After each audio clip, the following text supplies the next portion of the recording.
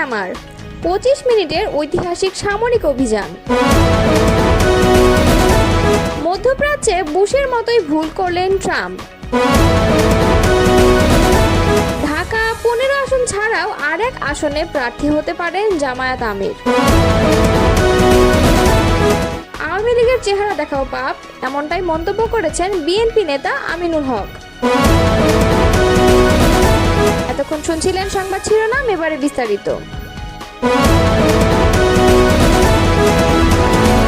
অনেক জল্পনা কল্পনার পর হুট করেই ইরানের চলমান ইসরায়েলি আগ্রাসনে যোগ দিয়েছে যুক্তরাষ্ট্র। শনিবার রাতে ইরানের 3টি পারমাণবিক স্থাপনায় একযোগে হামলা চালিয়েছে তারা। এই সামরিক অভিযানের আনুষ্ঠানিক নাম দেওয়া হয়েছে অপারেশন মিডনাইট হ্যামার। প্রায় 25 মিনিট দীর্ঘ এই অভিযানে যুক্তরাষ্ট্রের 125টি যুদ্ধ বিমান অংশ নিয়েছে। যুক্তরাষ্ট্রের মিসৌরি থেকে উড্ডয়নের প্রায় 37 ঘন্টা উড়ে অপারেশন মিডনাইট হ্যামারে অংশ 7টি B-2 বোমারু বিমান। এই বিমানগুলো ইরানের ফর্দো ও নাতানজ পরমাণু স্থাপনায় 14টি বাংকার বাস্টার বোমা ছাড়ে। একই সময়ে ইস্পাহানে অবস্থিত আরেকটি পরমাণু স্থাপনায় সাবমেরিন থেকে প্রায় 2 ডজন টমাহক ক্ষেপণাস্ত্র নিক্ষেপ করে যুক্তরাষ্ট্র। ইরানের পরমাণু কার্যক্রম রুখে শুরু থেকেই যুক্তরাষ্ট্রের সাহায্য চেয়ে এসেছে ইসরায়েল, কারণ মাটির অনেক নিচে অবস্থিত ফর্দো পরমাণু স্থাপনায় হামলা করার মতো অস্ত্র ইসরায়েলের কাছে ছিল না। তখন থেকে যুক্তরাষ্ট্রের B-2 বোমারু বিমান নিয়ে আলোচনা শুরু হয়। সামরিক বিশ্লেষকরা জানান, শুধু যুক্তরাষ্ট্রের B-2 বিমান দিয়ে বাংকার বাস্টার ছুড়লেই ফর্দো পরমাণু স্থাপনার ক্ষতি সাধন করা সম্ভব। শেষ পর্যন্ত সেটাই করেছে যুক্তরাষ্ট্র। দেশের উচ্চপদস্থ এক কর্মকর্তা জানিয়েছেন, এটাই যুক্তরাষ্ট্রের ইতিহাসে B-2 বোমারু বিমান ব্যবহার করে পরিচালিত সবচেয়ে বড় অভিযান। অভিযানের পর একে অভাবনীয় এক সাফল্য হিসেবে ব্যাখ্যা করেছেন মার্কিন প্রেসিডেন্ট ডোনাল্ড ট্রাম্প। মার্কিন প্রতিরক্ষা মন্ত্রী পিট হেগসেথও দাবি করেছেন, এই অভিযানের মাধ্যমে ইরানের পারমাণবিক কর্মসূচি ধ্বংস করা হয়েছে। যদিও ইরান এখনও ক্ষয়ক্ষতির বিষয়ে আনুষ্ঠানিকভাবে কিছু জানায়নি। দেশটির রেড ক্রিসেন্ট জানিয়েছে, গত রাতের হামলায় ইরানে কোনো হতাহতের ঘটনা ঘটেনি। কিছু অসমর্থিত সূত্রের খবর, হামলার সংখ্যা ইরান নাকি বহুল আলোচিত ফর্দো ঘাঁটি থেকে গুরুত্বপূর্ণ সবকিছুই আগেই সরিয়ে নিয়েছে।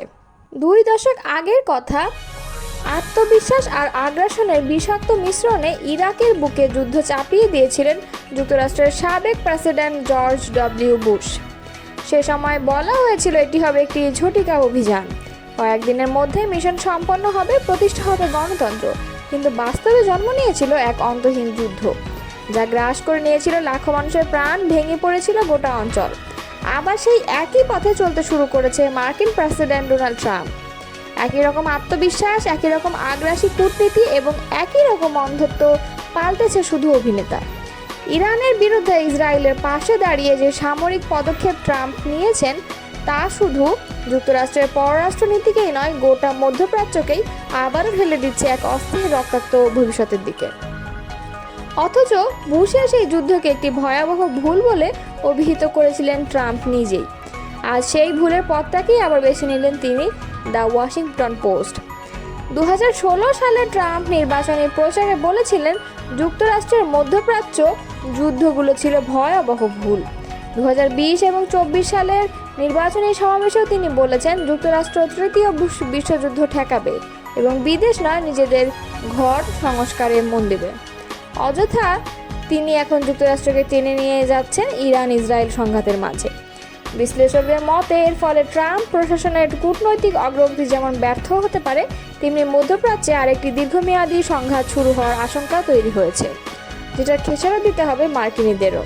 এই পরিস্থিতিতে একযোগে উদ্বেগ প্রকাশ করেছেন 2 ভিন্ন রাজনৈতিক আদর্শ 2 বিশিষ্ট বিশ্লেষক, প্রগতিশীল ম্যাথিউ ডাস এবং রক্ষণশীল সম্পাদক সৌরভ আহমারি।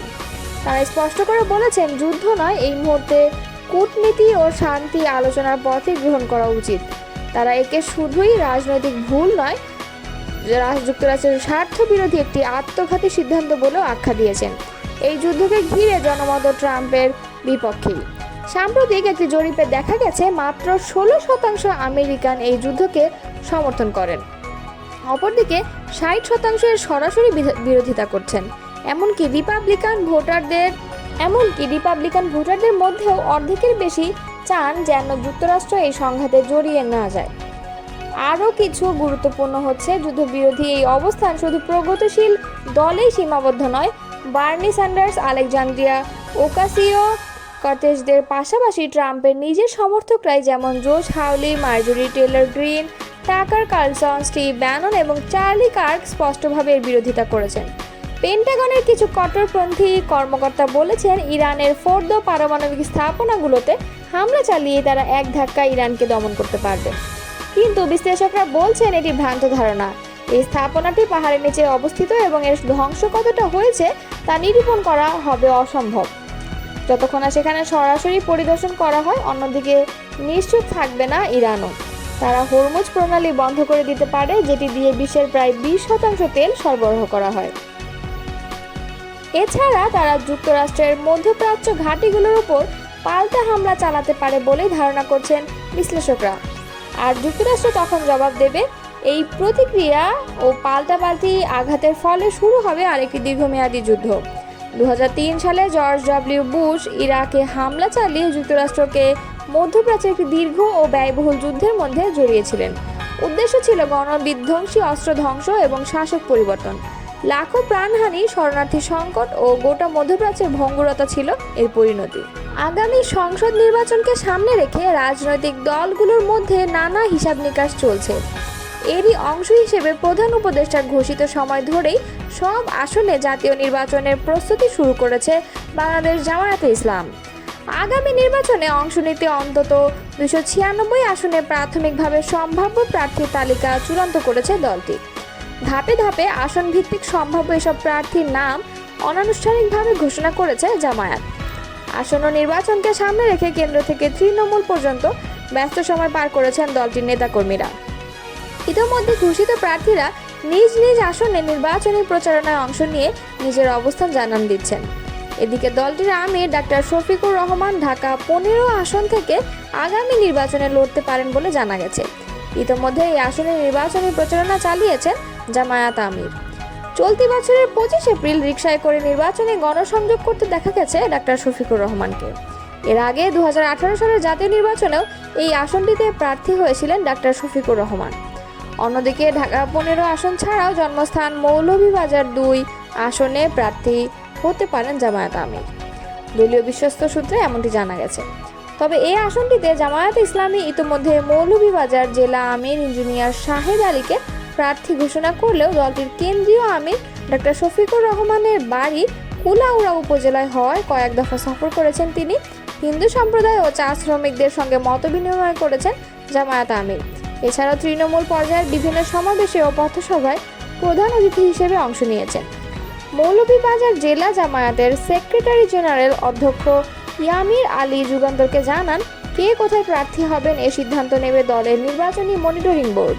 তবে মৌলভীবাজার 2 কুলাউড়া আসনটি কেন্দ্রীয় জামায়াত আমিরের জন্মস্থান হওয়ায় এলাকার মানুষের দাবি এই আসন থেকে যেন জামায়াত আমির নির্বাচনে অংশ নেন। বিগত 17 বছর আওয়ামী স্বৈরাচার যে জুলুম ও নির্যাতন চালিয়েছে তা ভুলে গেলে চলবে না বলে মন্তব্য করেছেন বিএনপির কেন্দ্রীয় ক্রীড়া বিষয়ক সম্পাদক আমিনুল হক। তিনি বলেন, এই ইতিহাস যারা মনে রাখে তাদের পক্ষে আওয়ামী লীগের সঙ্গে মেশা তো দূরের কথা, তাদের চেহারাও দেখা পাপ। রোববার দক্ষিণখান ও বিমানবন্দর এলাকায় দুটি পৃথক পৃথক অনুষ্ঠানে ঢাকা মহানগর উত্তর বিএনপির সদস্য ফরম বিতরণ এবং নবায়ন কর্মসূচির উদ্বোধনকালে তিনি এসব কথা বলেন। আমিনুল হক বলেন, দীর্ঘ 17 বছরের আন্দোলন সংগ্রামে যারা নির্যাতিত, নিপীড়িত এবং দলের জন্য ত্যাগ স্বীকার করেছে তাদেরকেই সবচেয়ে বেশি মূল্যায়ন করা হবে। সদস্য পদ নবায়নে তাদের অগ্রাধিকার থাকবে। এবং তিনি বলেন, যারা দিনে বিএনপি করে আর রাতে আওয়ামী লীগ করেছে, আওয়ামী লীগের নেতাদের সঙ্গে ঘনিষ্ঠ ছবি রয়েছে, তাদের সদস্যপদ নবায়ন করা যাবে না। আমিনুল হক অভিযোগ করে বলেন, অন্তর্বর্তী সরকার দায়িত্ব নেওয়ার পর দ্রুত নির্বাচনের আশা করা হলেও দেশি বিদেশি ষড়যন্ত্রে তা বিলম্বিত হচ্ছে। আওয়ামী প্রেতাত্মারা নির্বাচন ঠেকাতে এখনও তৎপর। এ সময় আরও বক্তব্য রাখেন ঢাকা মহানগর উত্তর বিএনপির সদস্য সচিব মোস্তফা জামান। এছাড়া উপস্থিতি ছিলেন দক্ষিণখান থানা বিএনপির ভারপ্রাপ্ত আহ্বায়ক হেলাল তালুকদার এবং বিমানবন্দর থানা বিএনপির আহ্বায়ক মনির হোসেন ভূঁইয়া প্রমুখ।